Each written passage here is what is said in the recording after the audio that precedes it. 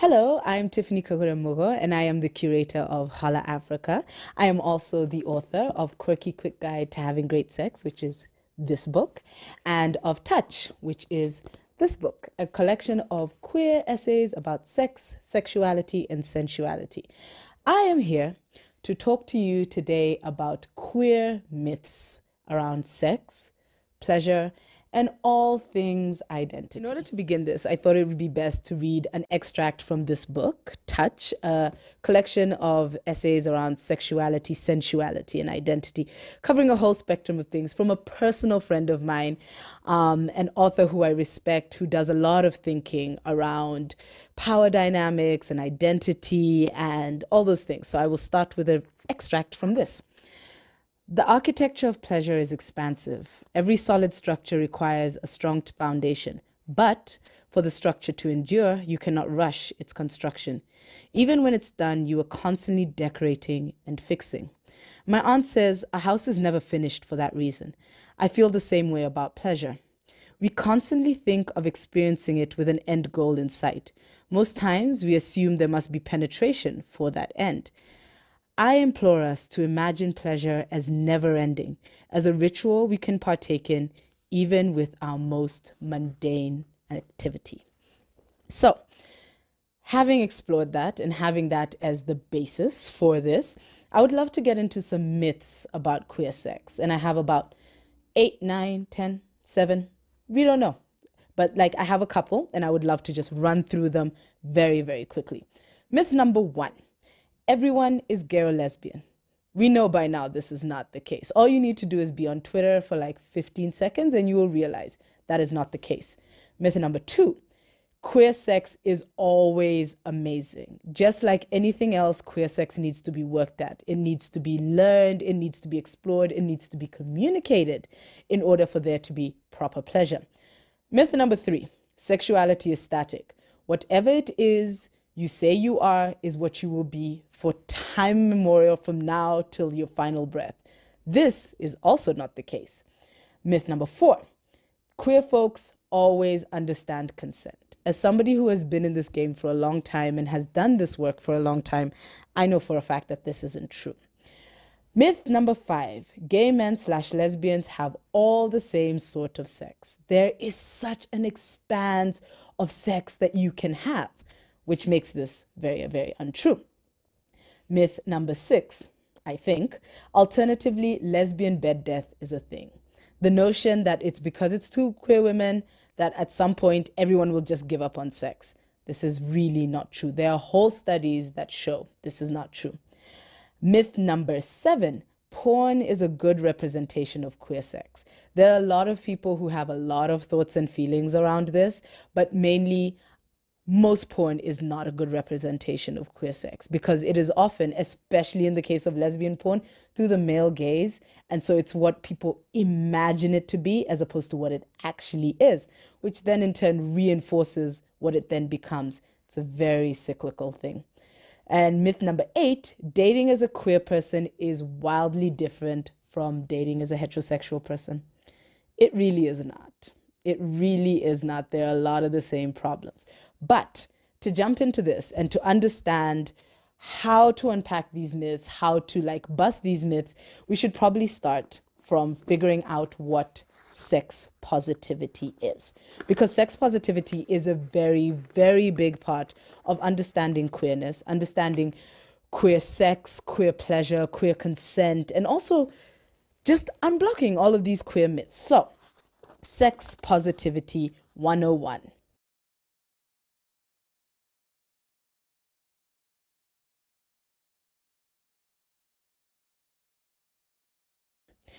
Here, I will hit you with 4 facts about sex positivity from my book.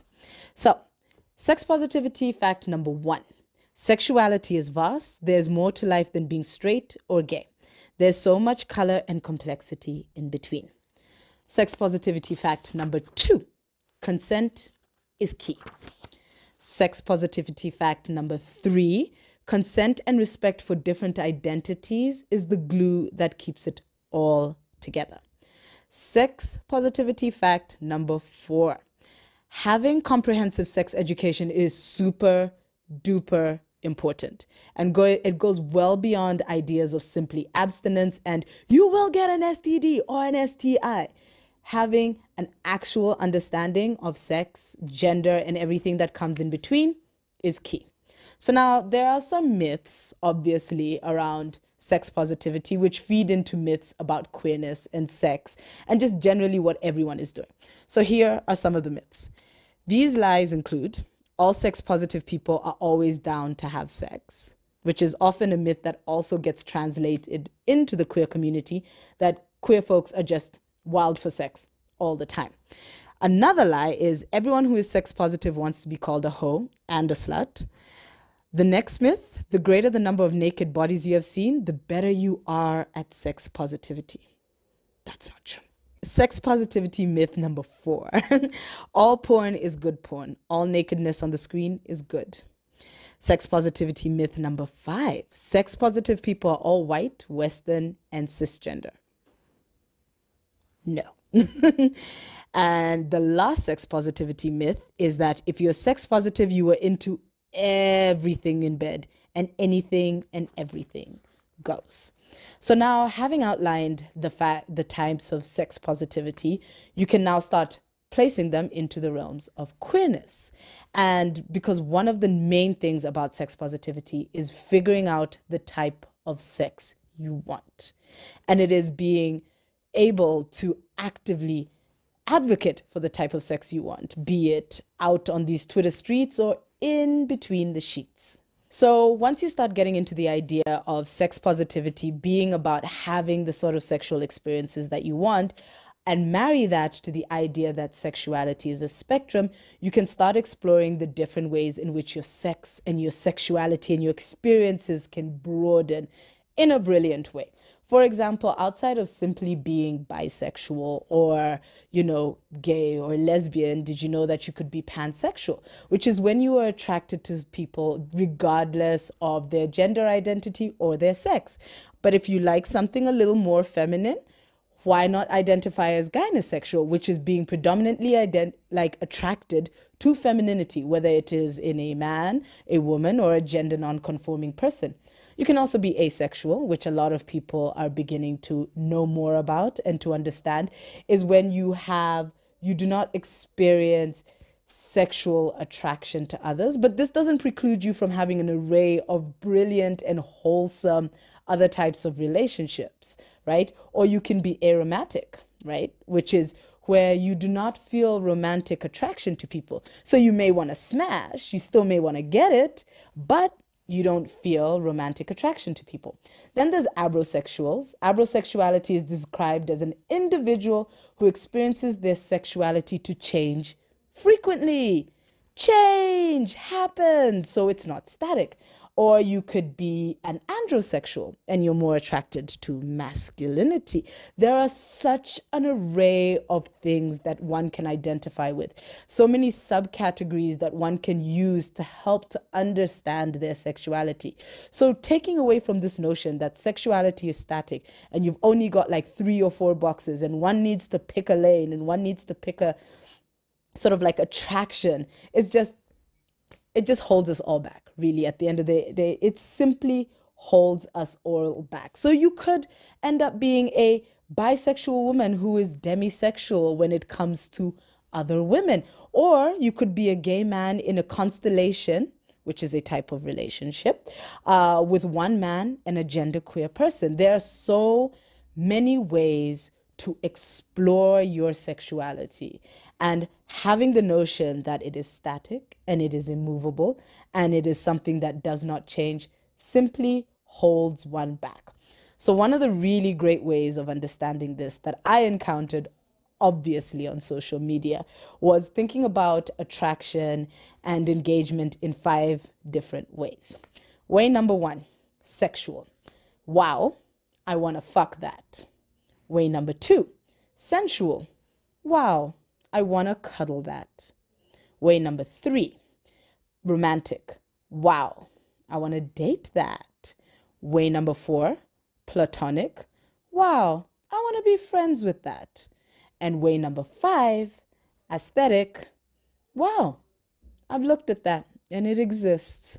So now that we've outlined the 5 ways that we can think about sex and attraction and engagement, it's time to broaden your mind. It's time to go and figure things out.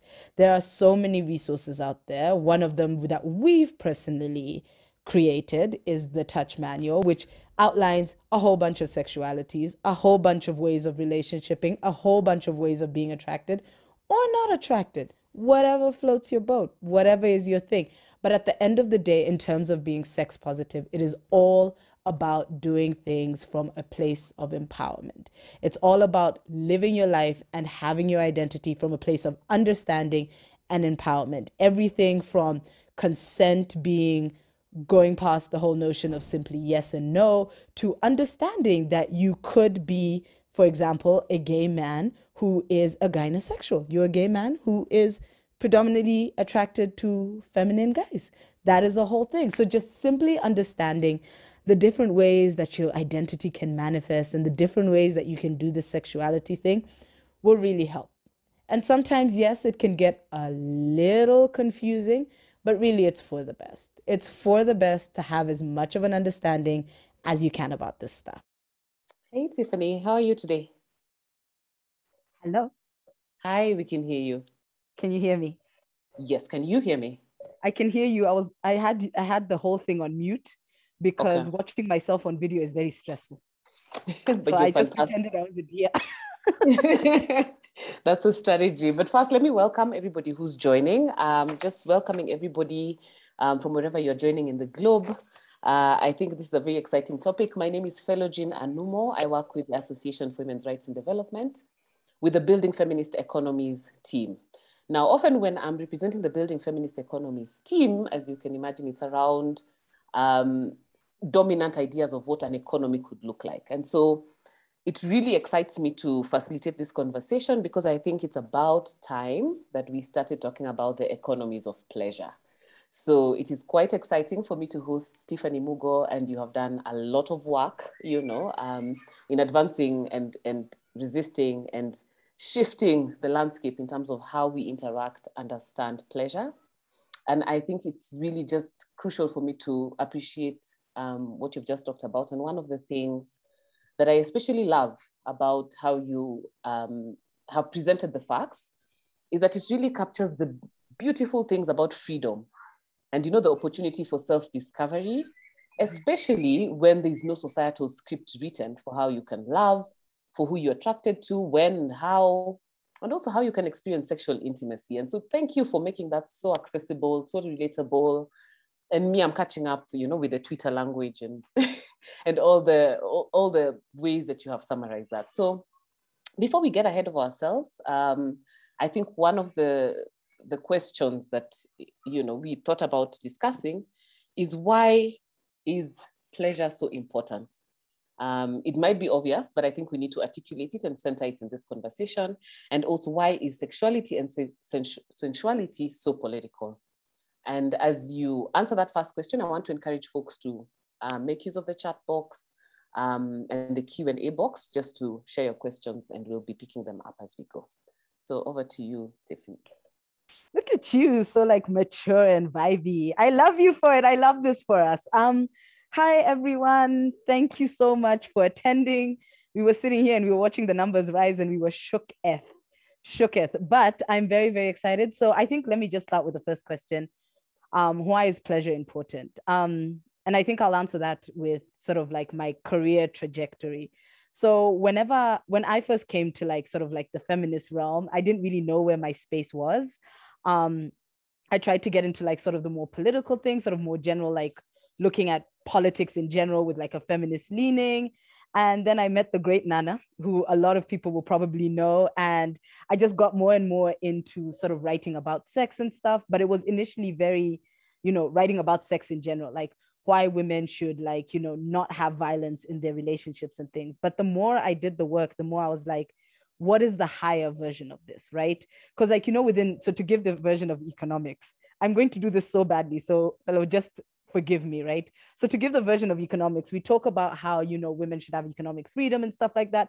But then we also still have that, like, we want to get to that narrative where women are breaking the glass ceiling, right? We want to get to the point where women are being CEOs and entrepreneurs and this, and not just having enough money to support their family on a basis, right? We want to get to a point where we are smashing through all of the barriers. And for me, that's where my work has led me in terms of like sex positivity and sexual reproductive health rights and just, you know, the sexual realm in general. Sort of like, what does the pinnacle of all of this work look like, right? What are we actually working through? And in my impatience, that's where I went. I was like, let's figure out how we're getting the orgasms. Let's figure out how we're doing the things. Let's figure out all this stuff, right? Because there was so many people already doing sort of like the work looking at like, you know, violence against women, like in terms of this like sexual realm and like all of those things. There was a lot of people doing that sort of work, but not as many people were doing like the work of when all of this is done and we're all sitting with our titties out in the sun, what does the world look like? And yeah, so like for me, that's why pleasure is really, really important. And thinking about pleasure is important because it's almost like a roadmap and like a destination where we know when we're working through all of these things, where is it that we're trying to get to? And then your second question was like, why is sensuality and sexuality so political, right? I think for me, a lot of why it's so political is because people don't understand it, right? And with that lack of understanding, humans hate what we don't understand. That's why we've labeled everything, right? Like even within the sexuality realm, every time there's a new kink, every time there's a new like sexual orientation, every time there's a new way of engaging with people, we want to label it. We want to know now. So the fact that there's so much about sex that we refuse to talk about and that we refuse to engage with is what makes it so political. So like at the genesis in itself, the fact that we're so scared to talk about it, because we do understand the magnitude of it. Like, you know, to be very candid on this thing, we understand like the phrase of being digmatized, where you keep going back to that person where you're like, I despise you, but I keep sleeping with you. We understand the push and the pull of sexual interactions, of interactions in general. And I think that has this feeling of scaring a lot of people, myself included, even with all the work I do, myself including, just being kind of scared of all of those things that come with that. And therefore we're like, okay, then we need to police it. And the minute we need to police something, it automatically becomes political. Like when people are just out there free doing whatever it is they want to do, then it's fine. But like the depth of something like this is what makes this so political. Absolutely. And just the power of, you know, putting pleasure in all our work and acknowledging it. And I think you have a whole TED talk around that, right? So here's your plug, in addition to your books. But I think there's a question, a very interesting follow-up question. I think there are two questions that have come up. One is around identity, right? And so the question is, what do you think about dropping identity categories, which will always be running behind the complexity of our sexuality and in relation to gender? And instead of focusing on sexual norms and how they affect us and how we can challenge them. Some queer perspectives suggest this. And maybe just to advance that, right? I think you said it you touched on it in your webinar, but I've also seen versions of this come up where, for example, I know all of 20 colors, right? And the fact that I don't know other colors don't exist doesn't mean they're not there, right? And so why do we place the importance of, the identity categories, naming them? What do you think is the importance of this and the role of, just understanding and naming our orientation, our gender identity? So I think for me, right, and I always preface things with for me before people come at me on the Twitter streets, but like, I think one of the really helpful things, it's a double-edged sword, this identity thing, because there's the one part where it is really, really lovely to be able to name something, where like you're young and you're feeling things and you don't know what it means. And then somebody comes and is like, here's a very basic definition of what it means. And you're like, oh my gosh, that internet phrase, I feel seen. So it's like that whole thing of like, I feel very, very seen by this. But then now the problem comes in the politics of identity, right? So who is identitying nicely? So like, to give the example of like within the queer community, there's the idea of being like a gold star lesbian, right? And there's a gay man version where you've never ever touched a vagina because you were born by C-section. Like that's how deep these things go, right? Like it goes deep. And so like now when it becomes this thing where it becomes almost toxic is where I can see where this idea of just doing away with like identities and identity categories, because they become, it goes from a point where they are enlightening and they're a space where you can build your understanding of yourself and build a better understanding of the world and where you fit into it. So even something like finding your tribe, like, yes, we live in a global world, a global village, and we should all kumbaya, but there's something nice about finding your tribe. So like categories and identities help you find your tribe. But now when it becomes like, you can't hang out with anyone but us, you can't do anything but this. And that's where these things, and that's where I think some people get to, and where like even with the idea of a queer identity has kind of gotten to, where you are now at that point where you're just you've gotten the basics, and now you're just using the basics to sort of navigate your life, and the fluidity. And I think that's one of the beautiful things about sort of the queer community and sexuality and even gender, where it is right now, that fluidity, where you're like, okay, we understand that these are the categories of gender. So these are the different towns that I can pop into. These are the different towns I can live in. I can maybe like do a young commute from this town to the next, and not being like, this is the town that I was born in, and this is the town I will live in forever. So yeah, like I completely get that. And truth be told, I'm 100% behind throwing out all the categories, but I know I'm saying that from a place of privilege, where I've had like 9 years of using these very categories to get to the point that I'm at. Thank you. Thank you so much, Tiffany, and also for centering, your personal experience. And I think it also overlaps with conversations around decolonizing sexuality. But I'm going to park that because the questions are coming in fast and furious. And so there's a phenomenon, it's been dubbed as a phenomenon by the person asking the question around if you can help them understand why women are able to have sex for long and only their knees might ache. I don't know, I don't subscribe to that, but and they can have a variety of partners, and the orgasm they will have will be magical. But men, after ejaculation, there is no sexual feeling left. So that's a process question. A process question. So number one, once there's ejaculation, there isn't no feeling left, right? So even in my book, I have a chapter where I talk about, so it's a soft serve, right? So where when the penis is depleted is the word English on a boat, there's still other things you can do. And I think one of the problems that like men have, or people with penises sometimes have, is the idea that once your penis is out of the running, as if you do not have a whole other body left, right? And I think this conversation should like move towards the whole thing of like, what else gives you pleasure outside of simply penetrating someone? Like, what if you have like kinks, right, that have nothing to do with your penis? What if you have erogenous zones that you have not sort of like explored? And I think that's one of the problems that a lot of people with penises face, is that pressure that once the D is gone, then you technically need to be benched, which is not the case. There are so many things. Like I personally, I'm in 2021, I feel all straight men should try pegging. For those of you who don't know what pegging is when a heterosexual man is penetrated with a, what's it called? A strap-on by his heterosexual woman partner. That's the basics of it, right? But like, it's a case of like trying new things. Cis women who have sex with other women, that penis is a trillioness. Oh gosh, sorry, I love comment boxes.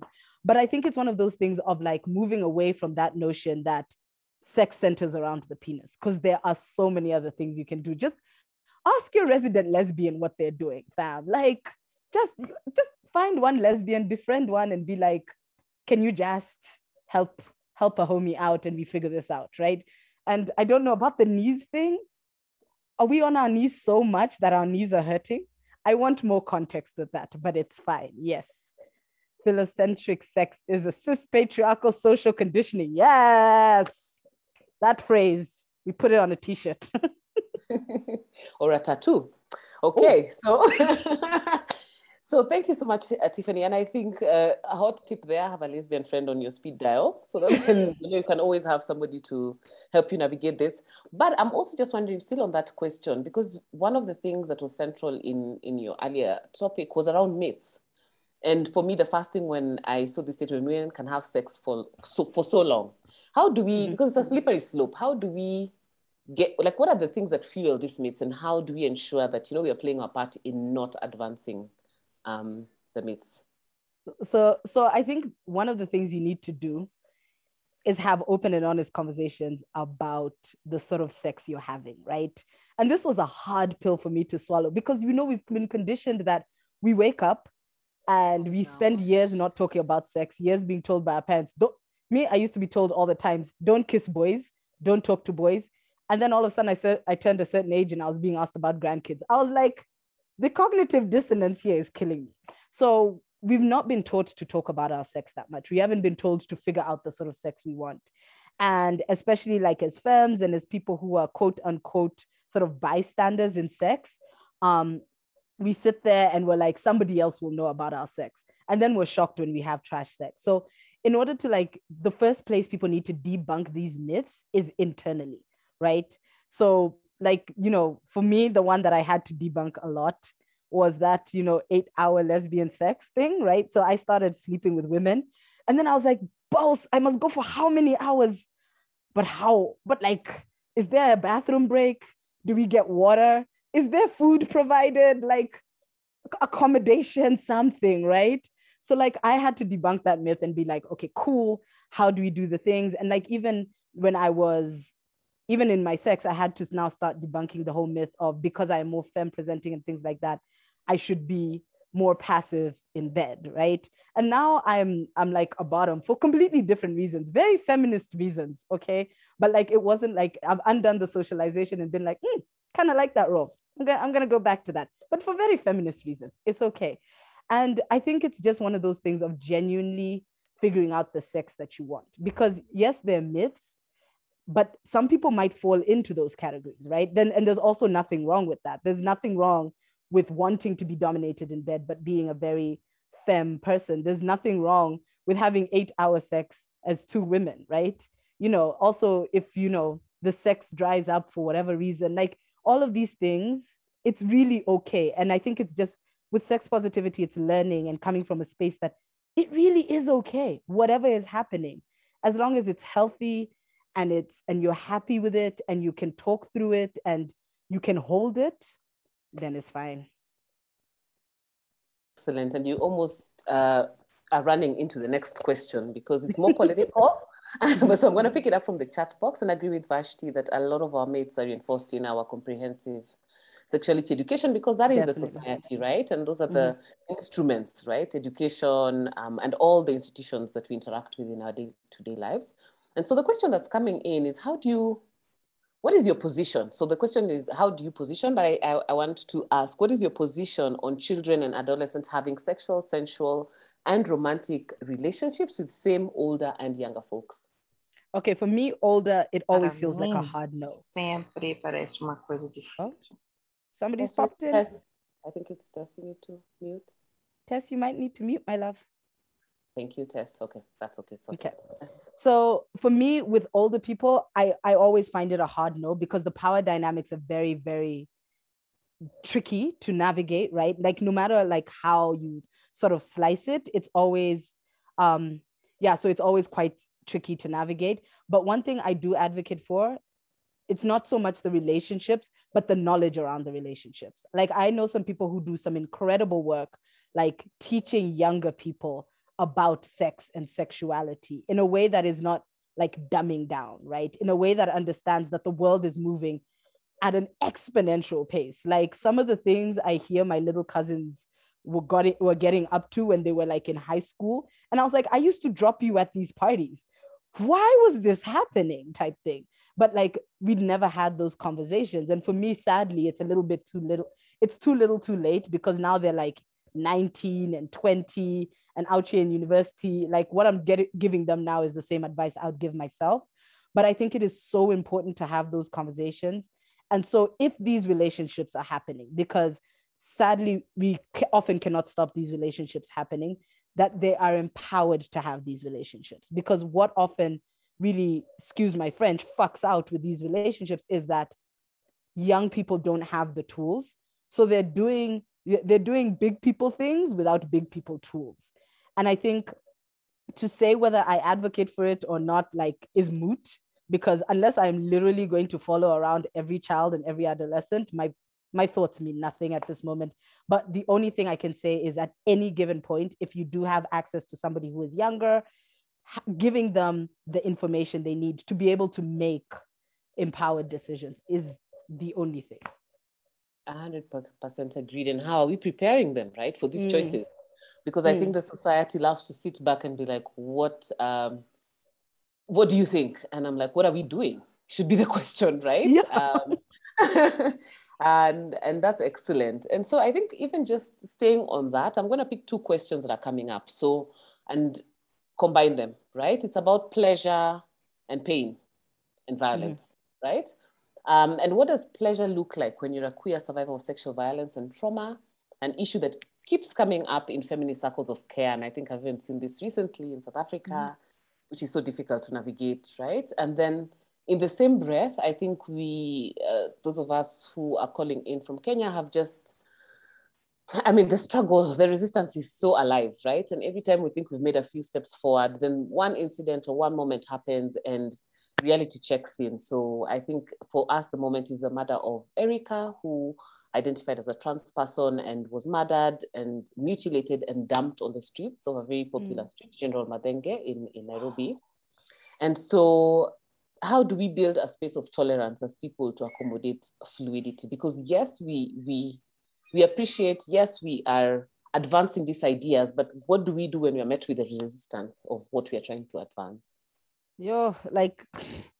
And this is always such a hard question because because I work digitally a lot and because I just get my whole life bumping into people like you and Nana and Mai and all these people who I love.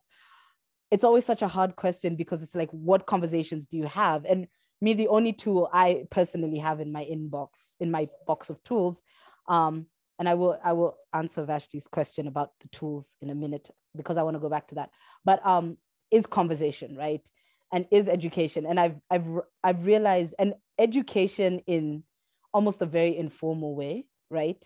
Because I know with activism, we've been given these sort of like boxes of activism where we say that this is how we do it. This is how we do it. We go to the UN, we write a paper, we write recommendations, we do this, we do that.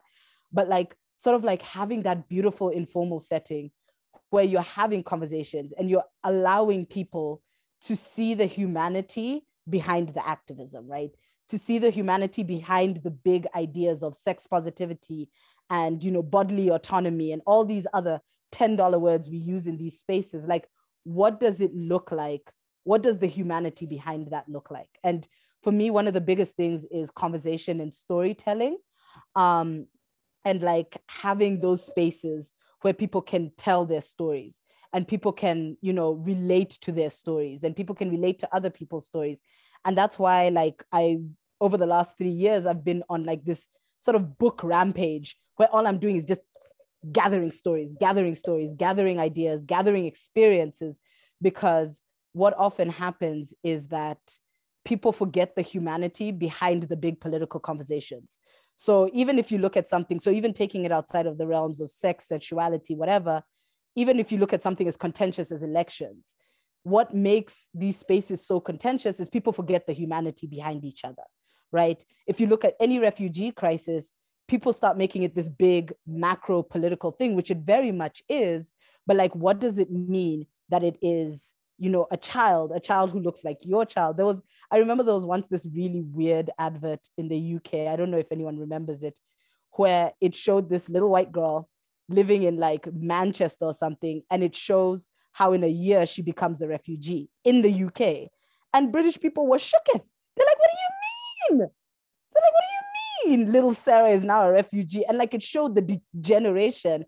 And it was a case of like, this could happen to you. And I think for me, that is the idea behind sort of like my particular skill set and my particular, I seem to love the word tools today, but like my toolbox is like, who are the people behind all of these big political ideas you say that I'm trying to like push up on you?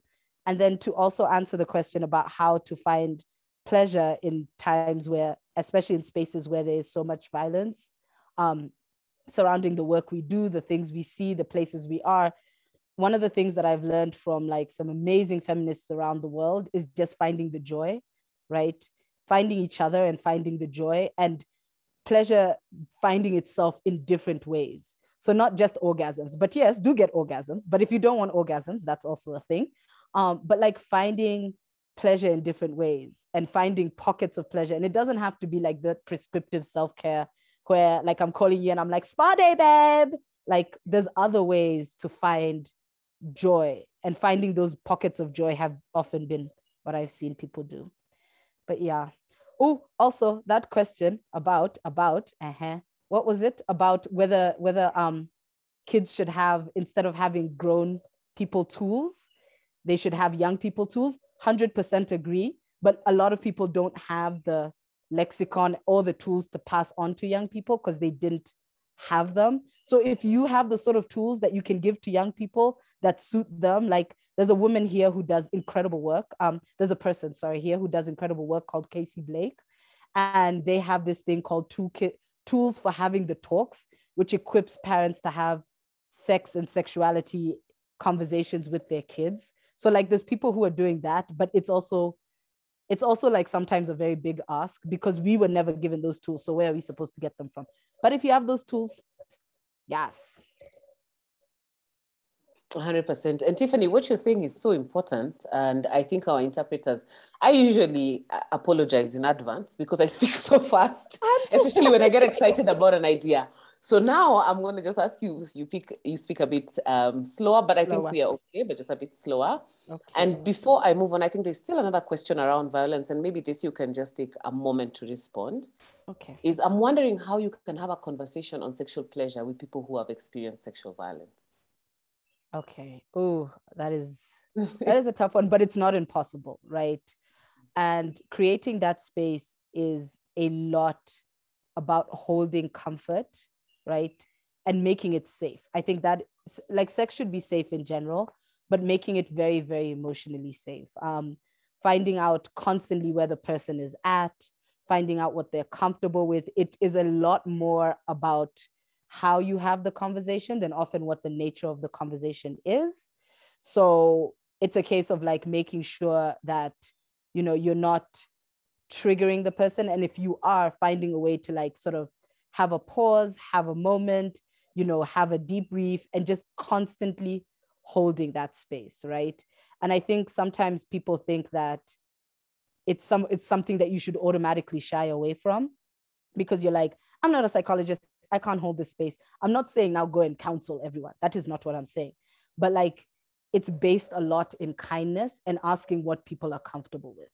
That is the key thing. Asking what they're comfortable talking about, asking what they're comfortable, like even something like what they're comfortable doing. Do you want them to sit? Do they mind if you sit close to them? Do you mind if, like, you know, say at one point, if you're talking, if you're a toucher, do you mind if you touch them? Like, just constantly checking in on that and checking in on where the person is at, right? And just being so mindful of like, even if something like somebody's getting agitated, right? Like around the conversation, knowing when to stop. And which is why it's not something that I would advise everyone to do, because sometimes people can just bull in a china shop and just go, bah, bah, bah, bah. But it's a case of just like taking a moment, taking a breather, and like holding the space really, really kindly and constantly checking in and being like, so want to talk about this? Are you comfortable with talking about this type thing? Consent, always. Amazing. Thank you so much. And of course, I think your books and a lot of the content that you have in the wide web also expands a bit of that. I think we don't have a lot of time, but thank you for, you know, just giving those tips around that. And then maybe tongue in cheek, I think somebody has asked, can we hear about feminist reasons to be a bottom? Feminist reasons to be a Number one, it's work, guys. It's work. I'm putting in the work, okay? It is a whole experience. But like, so my feminist reasons now for being a bottom is understanding that sex is a conversation and sex is why are you like this? I'm on a panel. Yeah, that was my partner dancing in the background. So sex being a conversation and sex being power relations, right? And also understanding that as a bottom and as somebody who is quote unquote a recipient of sex, this is something like the kink BDSM space has taught me. where it's a case of there is power that you hold as a bottom, and by relinquishing it, there's power in that as well. So you are kind of telling this person, you can take this position, and like having that conversation where you're like, you can take this position, and they gladly accept it, and having that conversation. Because, you know, I have a whole bunch of things where I tend to have a lot of control in everything I do, right? I'm one of those people, I walk into a space and I'm like, cool, we're doing this. Any objections? I don't hear them. Goodbye, right? Type thing. So like for me, I was like, okay, cool. Understanding my sex and also understanding my pleasure and understanding the role I would like to play in a sexual experience, and coming at that from like a genuinely considered place rather than, oh, okay, I'm kind of femme. So, and I kind of like mask people, be they men or women or gender non-conforming people. So I'm going to be like a bottom. Like it's a lot more considered, and like handing over that power, just the pleasure of handing over that power and being like, do the things, please do the things. I hear you. I hope you're convinced, as we all are. Yes. And I see we have a lot of, I think I like this kind of satire from Keen, who's saying, is it feminism and activism to fuck the patriarchy? Literally. And I'm like, yes. Yes, doing the Lord's work. Okay, so I think we have, let me see, we have a few more questions. Let me see how I can, yes. I like what you're saying about breaking down boundaries. From all your experience working on these issues, what do you think is the social psychology of policing sex, particularly among and between queer communities, and what role does fear in group and out of group bias, control, etc. play in this? Loaded. But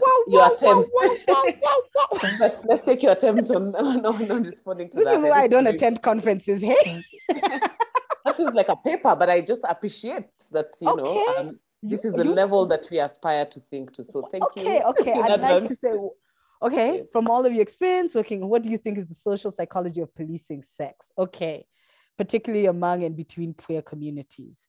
All right, the social psychology. So now I'm trying to like unpack what you mean by that term, especially, but like, I think within queer community, well, within the idea of just like policing sex, it goes back to my first sort of answer about people having a lot of fear around it, right? And I don't think that the queer community is very much outside of that fear. That's the problem. So like much as, you know, the queer community, you are now doing a new thing, you're like having quote unquote a new experience, you're breaking a boundary by being queer. There's a lot of ways in which you're socialized. So there's all these weird little rules that we have around sex that are still floating about, that even within the queer community are still floating about, sometimes even within like sex positive spaces where, you know, we're trying to fuck the patriarchy, but then it's a problem and we're still doing the same things. So I think, yeah. And what role does fear play in group out group bias? Okay, now you see this one I can kind of answer, especially within the queer community. Sort of like, so it goes back to that thing that I was saying, you know, the fear around sex. And even when, you know, you're now queer and you're doing a new thing, you still have a lot of fears. So like to give the example of how people are very mistrusting of bisexual people because it's a misunderstanding of what bisexuality is.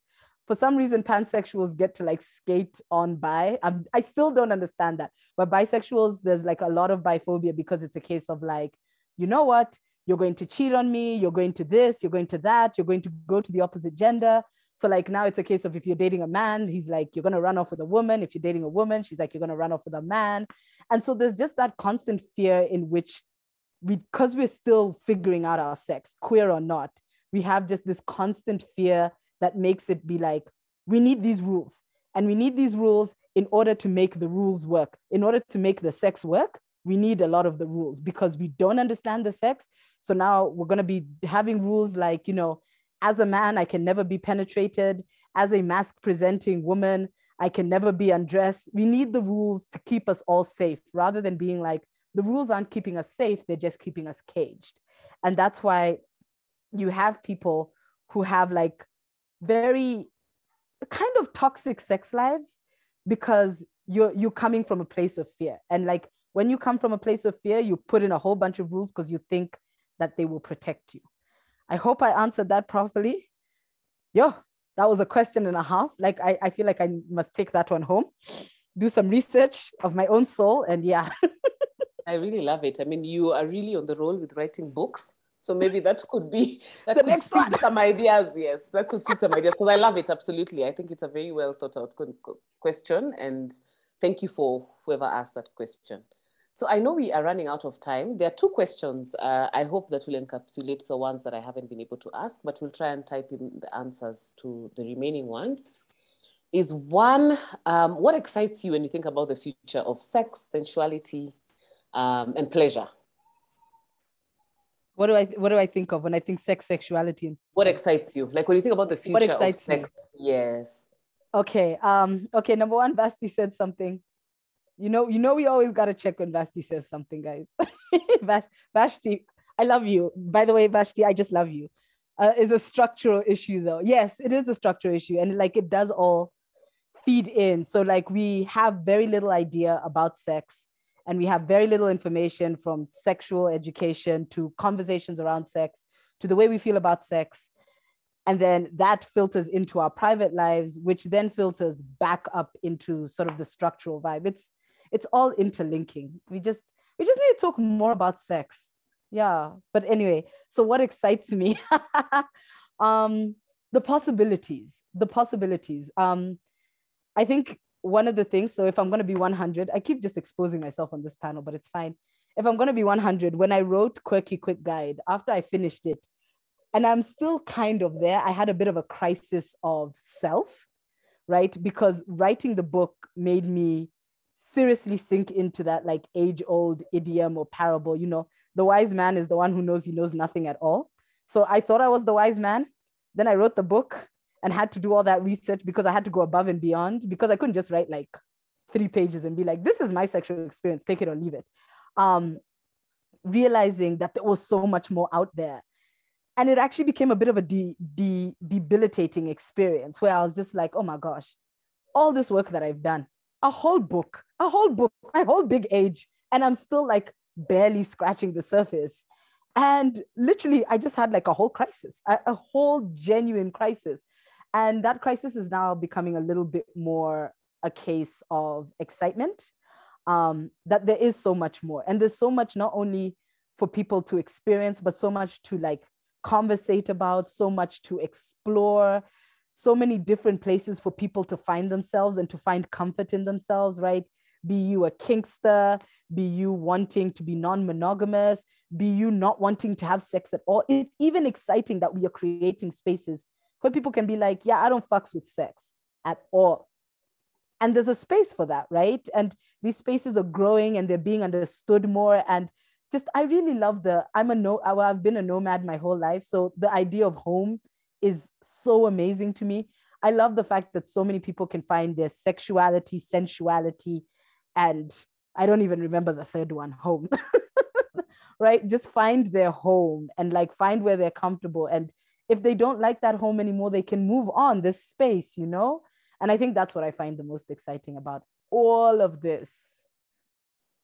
And it excites me as well. Like I'm also excited about that. And I think just to further what you've said, you know, the more you know, the more you realize you don't know. So yeah. I think it's 100% true. And that's why I love so much what you also read, the excerpt from the book. I think it's by Zanta. Yes. Around thinking about it as a house, right? Because then you move and you're excited. The first time you move into your house, and then you realize that you can change everything. The interior decor can change, you can move out. And so always being open to that exploration and curiosity in all areas of our lives.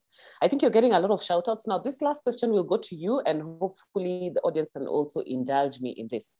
What is the one thing that is non-sexual that gives you ecstatic pleasure? Gives me ecstatic.